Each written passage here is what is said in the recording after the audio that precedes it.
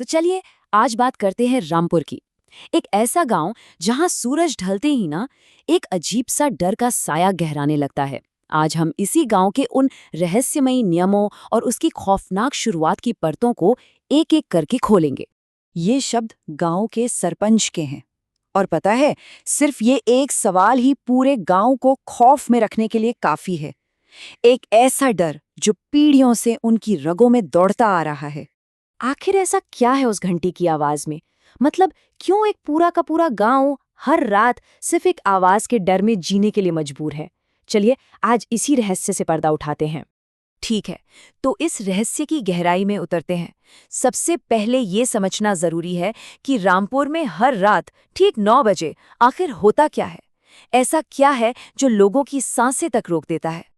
देखिए, पहाड़ों में बसा ये गांव, जैसे ही रात के 9 बजने की घंटी गूंजती है ना, मानो जिंदगी थम सी जाती है।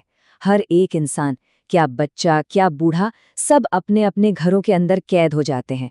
कोई भी बाहर नहीं रह सकता। ये एक ऐसा नियम है जिसे तोड़ने की हिम्मत आज तक किसी ने भी नहीं की। पर बात सिर्फ घर के अंदर रहने पर खत्म नहीं होती। नहीं, जिंदा रहने के लिए कुछ खास नियम है और इन्हें किसी भी कीमत पर मानना ही पड़ता है। नियम नंबर 1, सारी खिड़कियां और दरवाजे कसकर बंद होने चाहिए। नियम नंबर 2, हर दरवाजे के बाहर नमक की एक मोटी सी लकीर खींचनी होती है। और तीसरा, और शायद सबसे जरूरी नियम, बाहर चाहे कोई भी हो, कोई अपना, कोई दोस्त, कोई भी, दरवाजा नहीं खोलना है। मतलब कभी नहीं। और कहानी का जो मुख्य पात्र है, आर्यन, वो सरपंच का बेटा है। उसी रात ये डर सीधा उसके दरवाजे पर दस्तक देता है। खिड़की पर एक हल्की सी दस्तक होती है और बाहर से जो आवाज आती है वो उसके दोस्त अनिल की है। वही अनिल जो पिछले 1 महीने से लापता है। अनिल की आवाज में एक अजीब सी मिन्नत है, प्लीज आर्यन दरवाजा खोल दो, मुझे बहुत डर लग रहा है। लेकिन जैसे ही आर्यन मना करता है, वही आवाज, वही प्यारी सी आवाज एक धमकी में बदल जाती है, नहीं तो तुम्हें बहुत पछताना पड़ेगा। इससे पता चलता है कि बाहर जो भी है वो सिर्फ डरा नहीं रहा, बल्कि एक बहुत ही खतरनाक दिमागी खेल खेल रहा है। तो सवाल ये है कि ये खौफ आया कहाँ से? क्यों 9 बजते ही गांव की गलियां मौत की तरह सुनसान हो जाती हैं? अब हम इस कहानी की जड़ तक जाएंगे, मतलब इस श्राप की शुरुआत तक। ये सब कुछ शुरू हुआ था आज से 50 साल पहले। एक गरीब लड़का था, उसका नाम भी अनिल था। वो गांव के कुएं में गिर गया। गांव के लोगों ने उसकी चीखें तो सुनी, पर कोई भी मदद के लिए आगे नहीं आया। उसी रात उसकी मां ने मरते मरते पूरे गांव को श्राप दे दिया। और अब ठीक 50 साल बाद वो श्राप अपना शिकार लेने लौट आया है। आर्यन का दोस्त अनिल उसी कुएं के पास से गायब हो जाता है। तो ये श्राप आखिर है क्या? असल में ये एक मां की आखिरी इच्छा थी, एक बद्दुआ, कि जैसे उसके बेटे को उस कुएं में अकेले मरने के लिए छोड़ दिया गया, ठीक वैसे ही हर 50 साल में इस गांव का एक बच्चा उस कुएं में उसके बेटे का साथी बनने जाएगा। यही वजह है कि दरवाजे पे खींची गई वो नमक की लकीर सिर्फ एक लकीर नहीं, बल्कि जिंदगी और मौत के बीच की एक सरहद है। और अगर कोई इन नियमों को ना माने तो उसका क्या होता है? इसका जवाब रमेश की कहानी में है। उसे ये सब अंधविश्वास लगता था, तो उसने नमक की लकीर नहीं बनाई। जब रात में उसे अपनी मरी हुई बेटी की आवाज सुनाई दी, तो एक पिता का दिल पिघल गया और उसने दरवाजा खोल दिया। और फिर घर के अंदर का अंधेरा ही उसे निगल गया।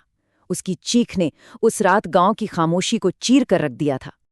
अब जब डर अपनी सारी हदें पार कर चुका है और नियम तोड़ने का अंजाम भी सबके सामने है, तो कहानी एक नया मोड़ लेती है।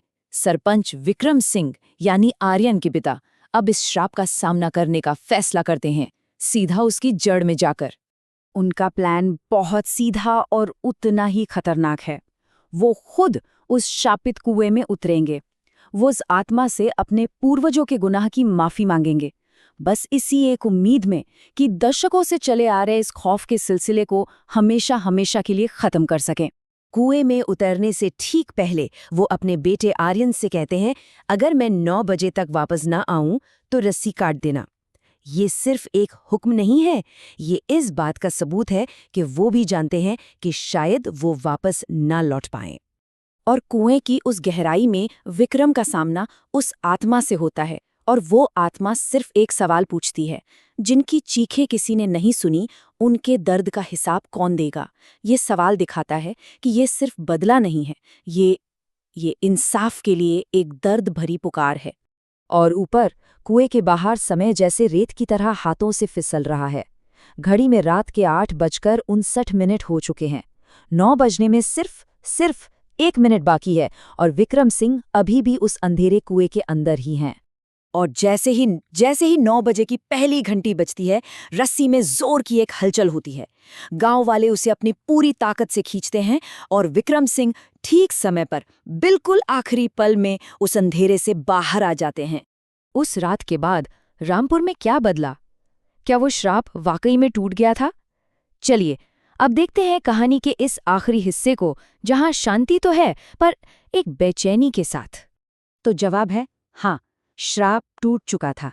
उस रात के बाद 9 बजे की घंटी के साथ आने वाली वो दस्तकें और वो डरावनी आवाजें हमेशा के लिए बंद हो गईं। गांव में दशकों बाद एक ऐसी रात आई जो सच में खामोश और सुकून भरी थी। लेकिन जानते हैं, हर कहानी का अंत बिल्कुल साफ सुथरा नहीं होता। कुछ सवाल ना वो पीछे रह ही जाते हैं, जैसे रमेश का असल में क्या हुआ था, और आर्यन का दोस्त अनिल वो कहाँ चला गया, और सबसे बड़ा सवाल, क्या अतीत में किए गए गुनाहों को सिर्फ एक माफी से पूरी तरह मिटाया जा सकता है? ये सवाल सोचने पर मजबूर करते हैं, है ना? कहानी तो खत्म हो जाती है, लेकिन अपने पीछे एक सबक छोड़ जाती है कि कुछ दरवाजे बंद ही रहें तो अच्छा है, कुछ राज अगर राज ही रहें तो बेहतर है, और कुछ आवाज़ों को हमेशा के लिए अनसुना कर देना ही सही होता है।